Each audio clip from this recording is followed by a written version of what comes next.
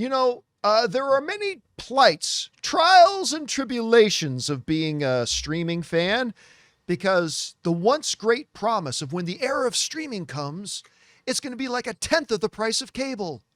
And now here we are in the dystopian future where we're paying more for our streaming services than we ever did pay for cable. And it just seems to be getting more expensive as every couple of weeks, it seems that a new streaming service is announcing price increases.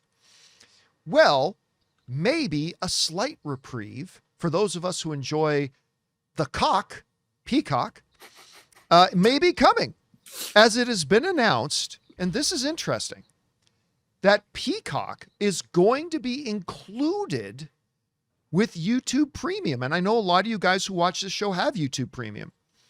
It's going to be included with YouTube Premium starting in 2027. This is what the article in the Hollywood Reporter had to say.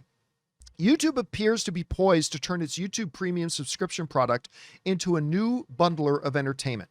On Monday, YouTube and NBCUniversal announced a new deal that will see Peacock Premium included with the $15.99 per month YouTube Premium service, beginning early next year, potentially bringing millions of new subscribers and viewers to the service by leveraging YouTube's platform.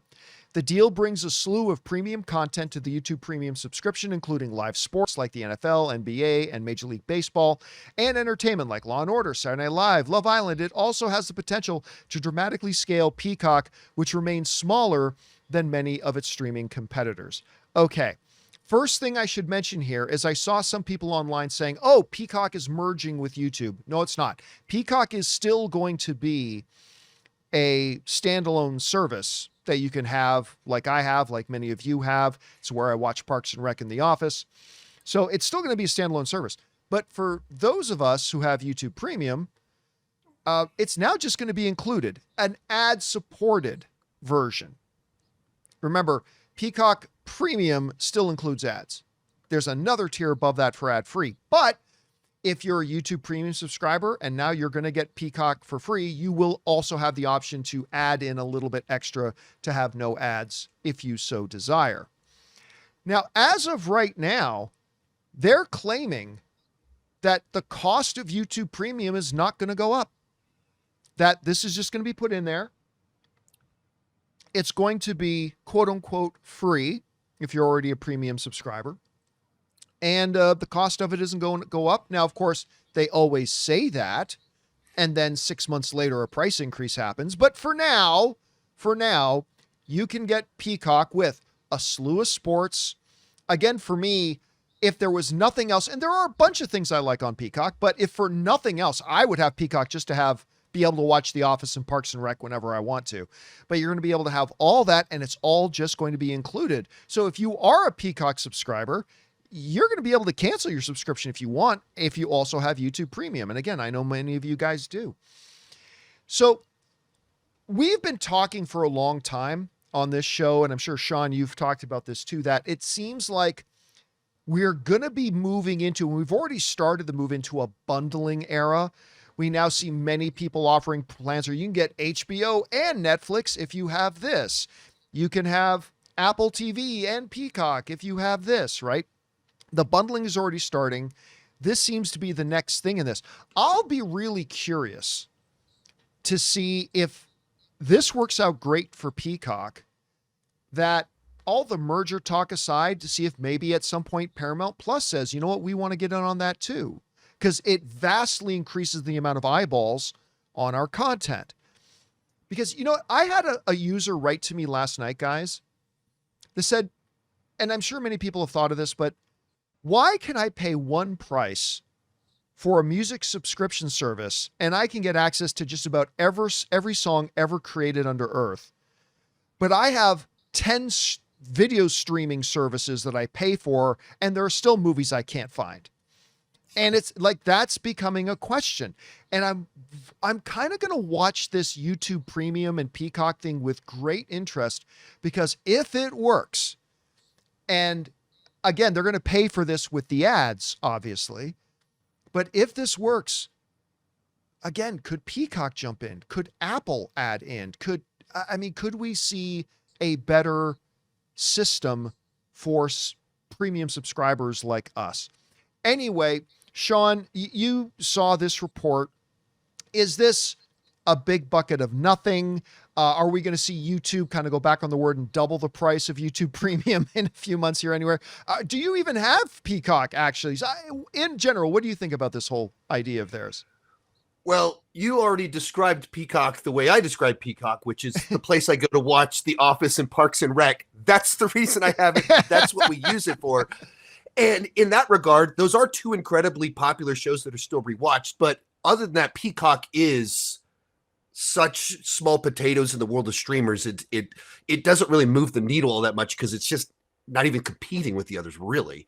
But as to your point of bundling things, the consolidation of streaming services, if this is an indicator of where things are headed, in my mind, that is the big win, as per what you said at the beginning of this, of the nightmare that is we all have to have 17 streaming services. Yeah. And we have apps to try and figure out which streaming service has which thing on it. Like, it's ridiculous how convoluted the whole thing is.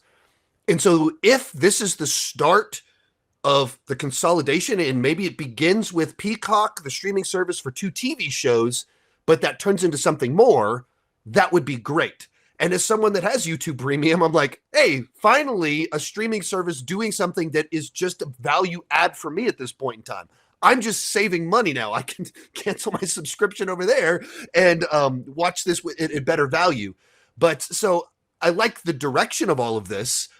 Do I trust them not to raise the prices? Of course I don't. So we'll see how it all plays out. But I see this and I go, I like the direction, and hopefully this experiment pays off. I mean, I know for me, it means I can unsubscribe because I'm already got YouTube Premium. I can unsubscribe from that. I will probably pay the couple of extra bucks to not have ads. But I mean, hopefully it works. Rob, in an ideal world, the volume of viewership it gets with the ads is what pays for all of this. But, Sure. you know, I think Sean is right. At some point, we all expect at some point YouTube Premium will up their prices. But just philosophically speaking, what do you think of this? Can it work? And do you think it can grow into something else? Well, I think it's like Sean said. I mean, ultimately, I think it's exciting. You know, I think you're getting more for your buck, and frankly, I'm getting tired of how many. I mean, I had to resubscribe to Paramount Plus to actually watch a TV show that I hate. So, I mean, and y'all know what that is. But the thing is, I look at how many subscriptions I'm paying for. It's ridiculous. I mean, if you include various programs I'm using, like storyboarded AI, the transcription program that I use, which is like $20 a month, plus all my streaming things. I mean, I must pay $300 in subscriptions a month, and it just seems to get more and more and more. And anytime somebody's going to combine something together, I mean, YouTube TV too is not cheap. So No, I mean, I got to cancel it. To be honest, I got to cancel it. I know. I'm like, my God, every time I forget, I think about canceling. I'm like, oh, there's another $80 or whatever to 72. And, you know, you look at it and you think, oh, my God. And really what this is teaching me is I need to go touch some more grass, you know, and get away from the screens, man. But, Sean, I do think ultimately this is a good thing. Let me throw this to you, Sean, first, and then over to you, Rob. The notion I kind of brought up of, to me, and maybe it's delusions of grandeur and I'm being far too optimistic, but to me, I'm thinking in a hopeful world that if this really works out for Peacock, it's like, oh my God, we've added so much volume to our viewership from the list. Could it be something that then entices other streamers? Let's start with a Paramount Plus.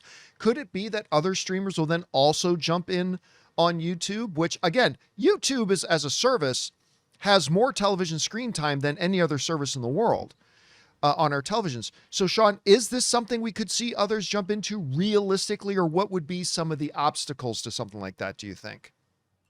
Yeah, I mean, I could see it happening with some of the smaller streamers that don't have the big iconic IPs or just the size of a Netflix. And so I think Paramount Plus is one of the ones that is stronger. I guess obviously they're building out a lot of their IPs and have more stuff kind of going on there now than they used to 5 years ago. But if they start kind of building up a catalog of building from the smaller ones to get to the bigger ones, I think you could see something that is a big value add for everyone. It gets way more eyes on their services. It creates a scenario where for that ad model, people are actually checking out these shows because finally they're merged and bundled with something. So I can see a scenario where it starts to build and snowball. I don't see Amazon, Disney Plus, Netflix having any interest in this sort of bundling because they're just so big behemoths on their own, though. Rob, what about you?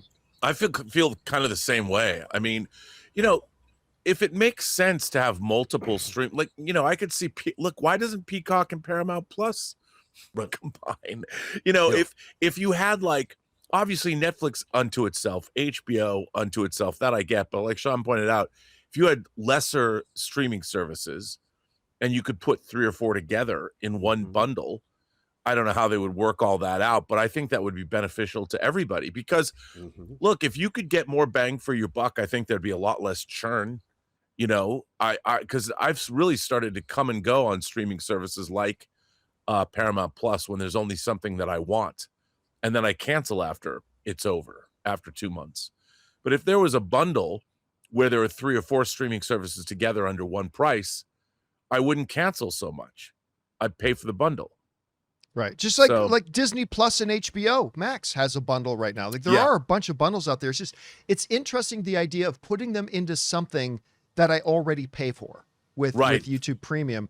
More of that, please. I wonder if the business model, and Sean, I think you're right, but I wonder if there could be a possibility where like one of the bigger streamers, let's say like a Disney Plus, saw an opportunity for their ad-supported tier to say, hey, yeah, there's still Disney Plus and you get Disney Plus on Disney Plus. But if you're okay with the ads, you can also watch Disney Plus content through YouTube Premium and that'll add money to their coffers. I don't know. There's a lot of possibilities here, I think, guys. Whatever you think about this, jump down to the comments section below and let us know your thoughts.